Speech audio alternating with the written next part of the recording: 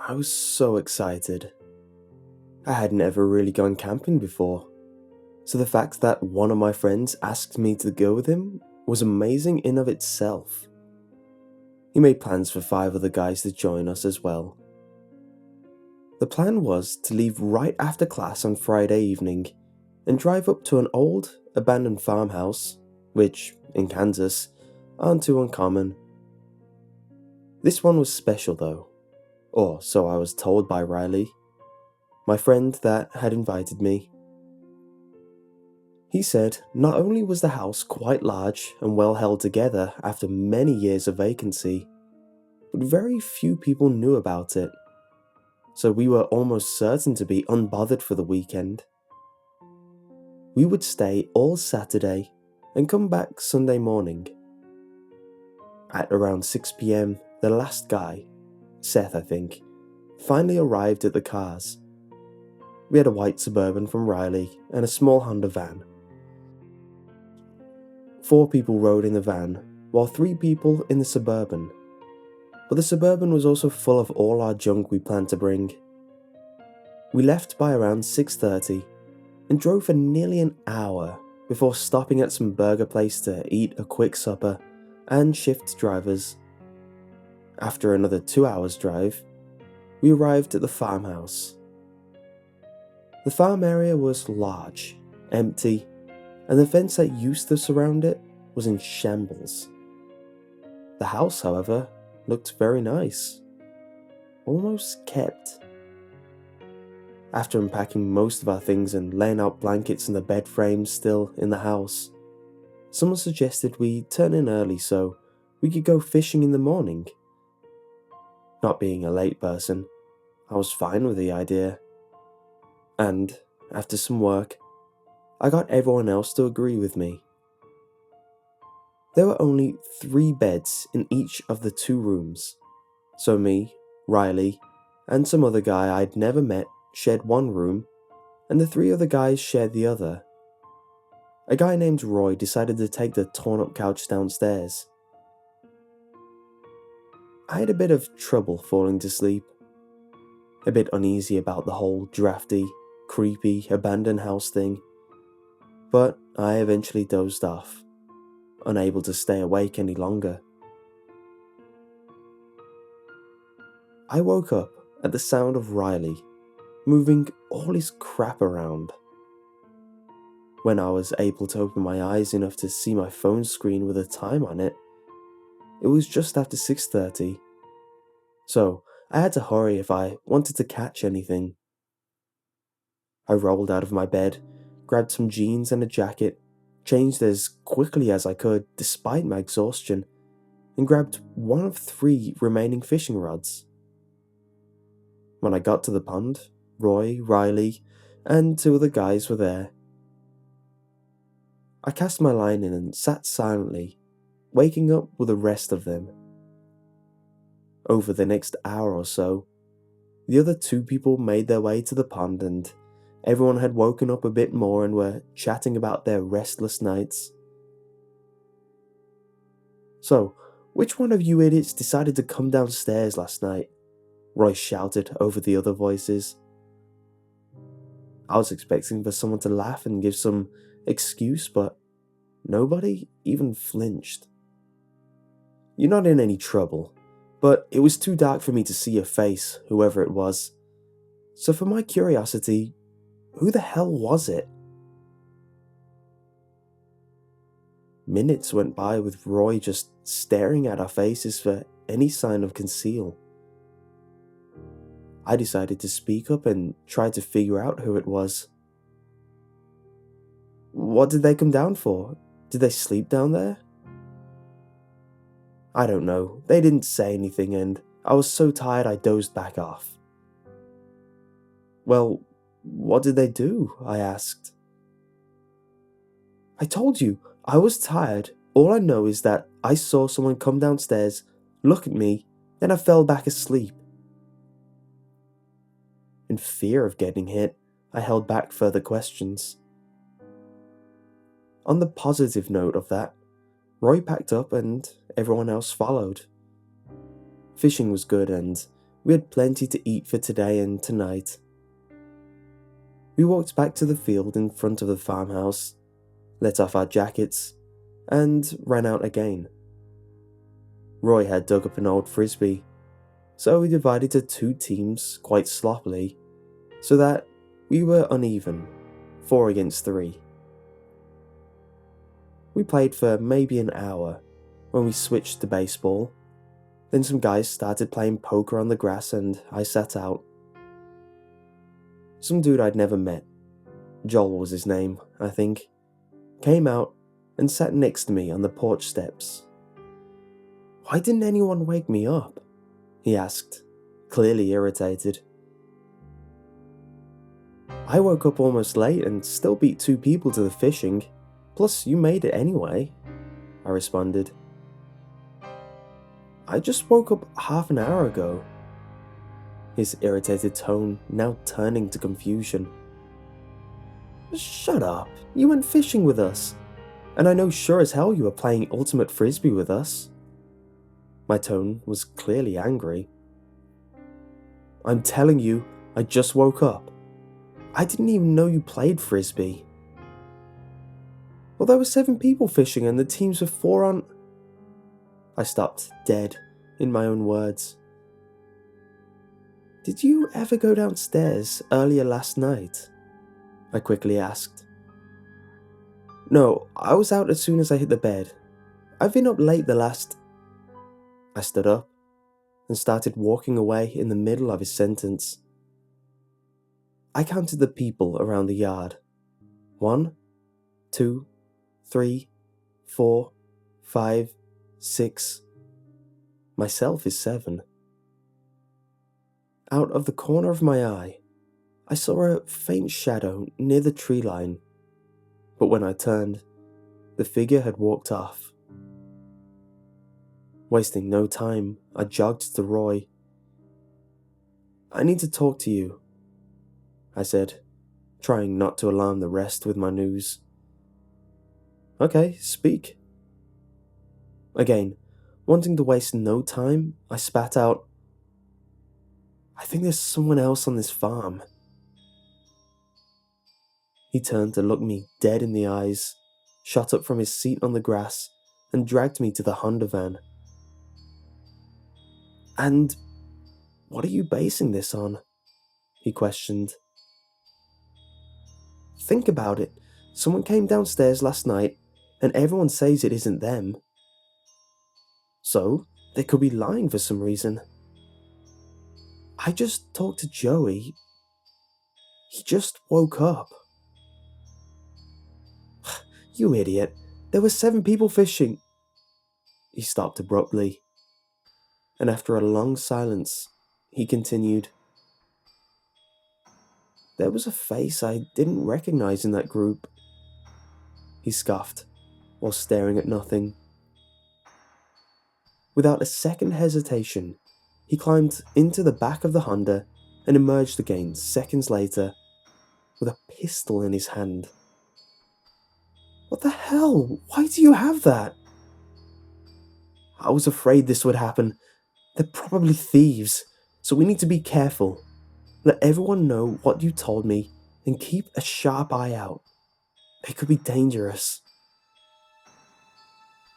I walked back and made the announcement and counted heads again. We had 7 people right now. Good. 7 people. With the sun setting and cold setting in, Roy and a friend of his built a fire in a stone pit that was already built.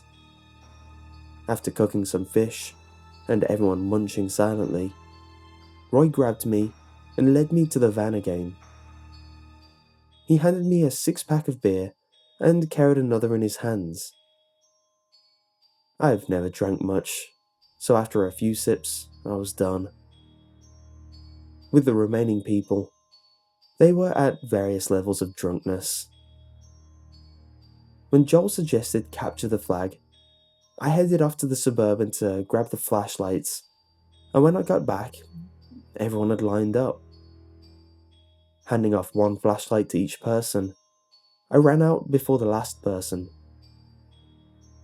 I ran back to the cars and searched for the last one. I know I brought 7. After being unable to find it and concluding that I had lost it, I walked back to the group. Now, I noticed everyone had a flashlight. Confused, I looked at the guy that was without one when I left and asked him where he got it. Some dude handed it to me," he drunkenly responded. "Who? Where did they go?" I had a sense of real urgency in my voice. "He handed it to me and then ran into the forest." His eyes lit up when he realized what he had said. I told him to keep quiet and stay calm. But before I knew it, we were playing the game and not even searching for the extra person anyway. It wasn't but a few hours before people began picking off one by one to go to bed, and I was next to last in turn. I didn't even change clothes. I just walked into the room and flopped down on my bed, and before I knew it, I was dead asleep. I have no idea what time it was when I woke up to some drop hitting my face. Gazing to the ceiling, I noticed a fine leak, and of course, it was pouring rain outside.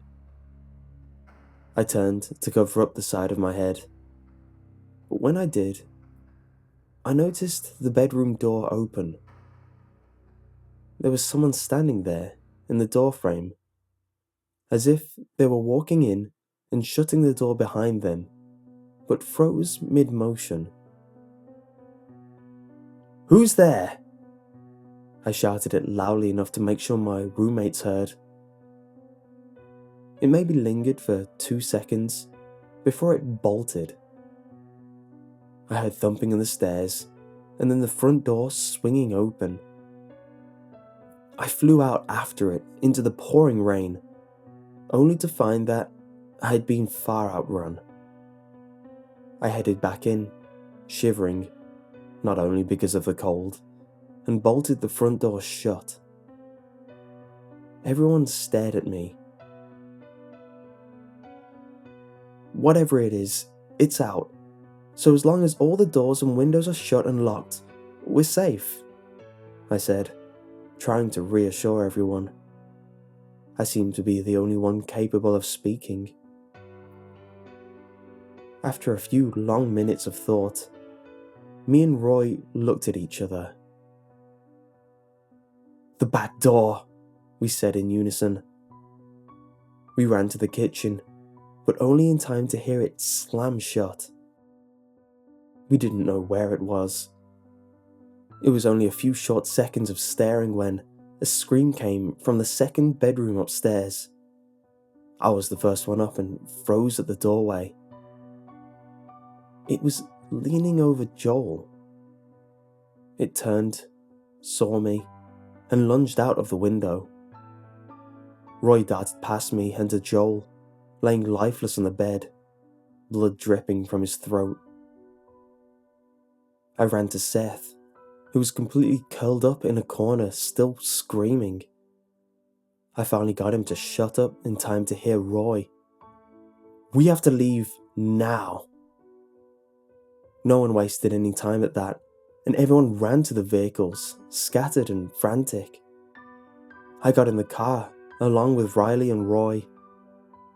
A scream came from the house, and Roy immediately ran out and back to the house, gun drawn.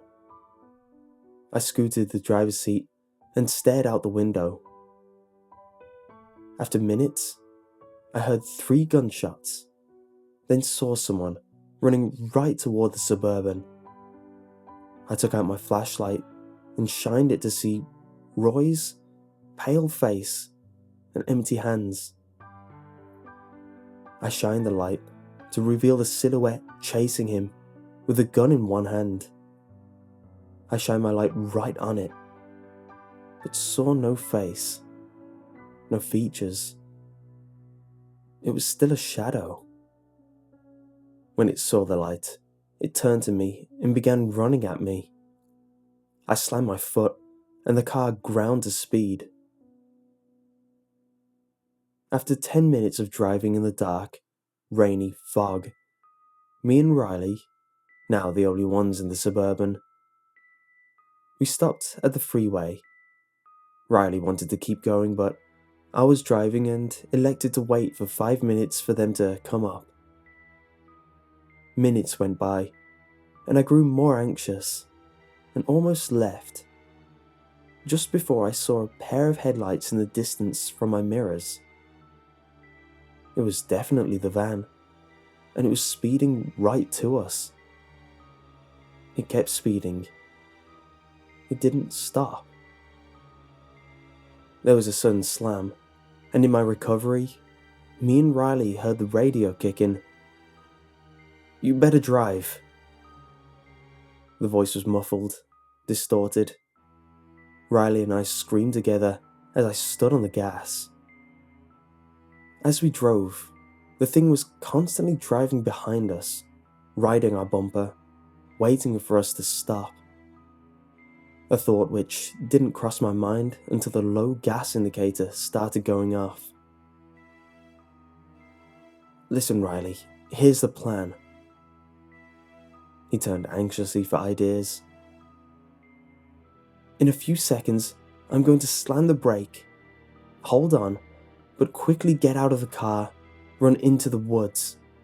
Once we get a safe distance, we will loop around and get in the van. Then, we drive off. Make sense?"